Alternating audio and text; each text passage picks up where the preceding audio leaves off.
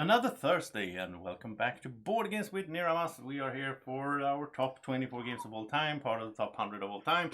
It's me, Josef, with Draco, Andreas, Mats, and Andreas still keeps looking at the screen instead of the camera, which is awesome. And welcome back, and welcome to the top 10. It's time for the top 10 games put the of camera all time. there next time. top 10, top 10. So basically, I think this is where we'll start seeing. Well, we had a bunch of crossovers already. I think we're gonna have a lot of them in here. Yeah. I think there's one. I think there's one more three-way crossover at least. I don't know. I think it's more than that. Yeah. 2 or 3 maybe. 2 or 3. We'll see. Let's get started. Let's see what you have here. Yeah. Okay. So my number 10. I have to just check here. I almost forgot. Is Spirit Island. Okay. Which is an cooperative settlers destruction game where you play as spirits of an island and try to defend it from the the ones who want to conquer invaders. The invaders. Yeah. The people. This game has so much of replayability with all the spirits. Just the base game offers so much replayability. I also played the last year I played with expansion, the first expansion, Branching Claw, yeah. which has added more things, more fun. Yeah, I mean, I it just more things. And there is another big expansion I have not yet played. Keith owns it, I think, both of them. Yeah. And there's a new one being released now, right? Or a Kickstarter or something. They are releasing just more and more content to an already amazing game. They even released like a smaller version, like a gateway version. Oh. Yeah, that makes sense because this game is it's heavy. It's heavy. It's takes a little while to get into the rhythm of the game, how rounds are structured and everything. But after a while, that is not a problem at all. And then you can focus on the game itself and try to kill the invaders or scare Stop them. invaders. Yeah. So, not scare them or drive them out. Yeah. This is a game that I come back to play every year. So that is it's a good sign. I mean, all of my games in my top 100 are good games, but not all of them I play every year. This is a game I play every year now. It's one of the cooperative games where you're. It's not on my top 10 anymore. It's already been on my list, but it's one of those games where I like playing it on I like playing it solo, but I like playing it with more people. But it's almost too complex at some points to even try to coordinate. Yeah. You basically, I'll do my thing. It could be like, I'll take care of this part. Yeah. You take care of the other part. Yeah, I think that is exactly what you're doing. I can't get into because that's overload on my brain. Yeah, exactly that. That is I think how you should play the game. How you should approach it. Like you could obviously alpha game this. And do everything playing 2 hands, but it's too much. And I'm going to take care of that, and I will also take care of the woods. I can say, and you can take care of the sand or something. And I would like you to try though, because I did a video. I done solo playthroughs, but I done a video with Draco as well, where I helped Draco out. You should try playing solo 2-handed. That is a challenge. That sounds trying to coordinate and being like, okay, this works with that, and So I've started to experiment a bit with the difficulty levels now. So there are certain, like in the base game, there are adversaries, and scenarios, and they have each of them have different levels. So I played on level 5 now out of 10, and I beat that, which is all right, but I can't fathom how I'm going to be able to win level 3 or level 2. I mean, those they look so hard. So, but I'm gonna try at some point, with someone that is experienced. Yeah, good pick. That's a good game. I would love to play that on 2 at some point. Yeah, it's best as 2, 3 players. Well, if you have 3, you have to approach it. Okay, I'll just cover my side. Sort of takes too long otherwise. Yeah, good choice. My number 10 is Barrage. Oh, which is nice. I think it's a great worker placement / interaction game where you're sort of capitalizing from the water streams, water flows, and Yeah. getting that into energy, electricity, and then converting that into points, basically, or contracts, etc. I think it's just the worker placement is so nice, and also the tightness of the resources, where you have these two different resources that you put in a wheel and try to cycle those through as soon as possible to be able to build more stuff. It's interesting. You don't spend resources. You just use them and then you get them back again after and, time.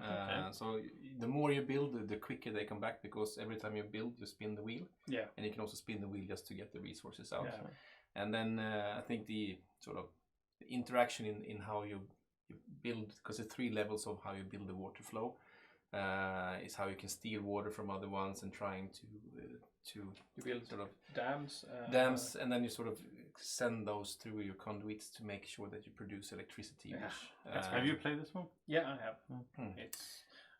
It took me 15 minutes before my first move in this game. Yeah. I was like, and that is why it's not near my top 10. Yeah. It was just a bit too much. I think I just have to play it a couple of times to get through that initial... Or play other games. Yeah.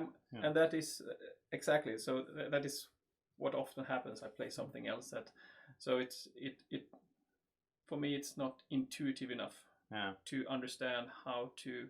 I mean, some games are like they call it AP prone, like they're built in such a way that if you have a tendency to this is. But at some point I will play. I want to play it again and see if it takes another 15 minutes for me to make my first move. It definitely takes, because it's like, I mean, for me, I have the Feast of Odin, which you both like. It's way back for me, because I played it once and it's like, it was just so overwhelming. And I think the same thing here. If once you get into a game and you start understanding what you're supposed to do, then it becomes more easier. I think the same thing here. You would like this, because in design wise, it's really, really solid. I like to talk about this game more than I'd like to play it, I think. Okay. So I will keep talking about it then. Yeah, you should. This is one game that I will never play. I can say that. I'm sure. I think it will. I saw it when it was released at Essen, and I talked to people about it. They were playing it, and I was like, no. It's on the heavy side. Yeah, and it's not just that. It's like I can spend time, work out a plan, and then someone else can ruin it. Like that's a no-no. But I mean, last time we played it, there was this guy. I had to just build a dam up on the top just to stop him from running away. So I had to take responsibility to make sure that he didn't win. And then I won, so it was the right choice. But it's like you have to. That's why I like it, because I think it's sort of you. Sometimes you have. Okay, this gives me nothing, but just to stop you from having that. So that's I think my number 10 is like, as little as I want to play Barrage, that's the same level, I think, on how much Mats wants to play this one. This is like where we are totally on opposite sides. Okay, that's cool. What's your number 10? It's a mean game as well, but it's a mean game that goes quick and easy, and you still have fun. And it's Ultimate Werewolf, or Werewolf. And this is only top 10, or only on. You said that last year as well when I had it on 9. I think. Only 9. 10. I play it all the time, but I mean. I said it back then. I think, well, I'll repeat myself. But the reason that it's not like number 1 is because on Zoom it is amazing. It's number 1 game to play that way over Zoom or over video chat. But in physical form, I don't know if I would like to play like a 15-player game where I might be killed first and then I'm eliminated and just sitting there being quiet. That wouldn't be that exciting. If I'm killed on the computer, I don't mind at all. I'll watch and I'll just start some BJ meanwhile, or do some work or whatever.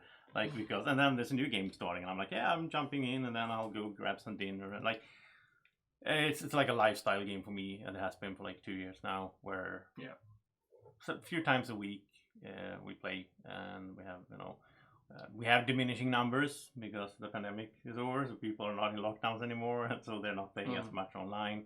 And we've been trying over and over to get Tom Bassel to run his games again. It's been a while since he did that. But I think he talked a lot about this. I know in when he did a video about his like top horror games, I think it was. And he talked about like Werewolf basically saved his mental health during the lockdown, and I think that was true for a lot of us in that group. That it was perfect for just being able to be social, even in that way. And of course, that is really not really the case anymore. And I mean, even for me, it's gone down on how much I play because I can do other things in physical form. But great game, and I love the base design. But my group, the Dice Tower Werewolf group, by the way, if you want to join, just find us on Facebook, Dice Tower Werewolf. Welcome to jump in and try a game or two. And we have like basically designed expansions, if you will, for the game. So what we're playing sometimes today is totally insane. The other day we had a fruit theme game where everyone had to guess different fruits, and yeah, I'm not going to go into the details, but it was super crazy. Sounds amazing. It was, yeah. All right, anyway, that was our number 10s. So tomorrow it's number 9. Single digit. Yeah. Oh, that's true. That's gotta be really good games, right? Yeah. I look forward to tomorrow to talk about the game I have there, and I hope you look forward to watching it. And if you do, press the thumbs up button We'll for have the video. such a good game tomorrow. Oh, do you? Yeah, I do. But I don't believe that. Yeah. We'll see you tomorrow. We'll see what's true or not. Take care. Thanks for watching. Yeah. Bye-bye.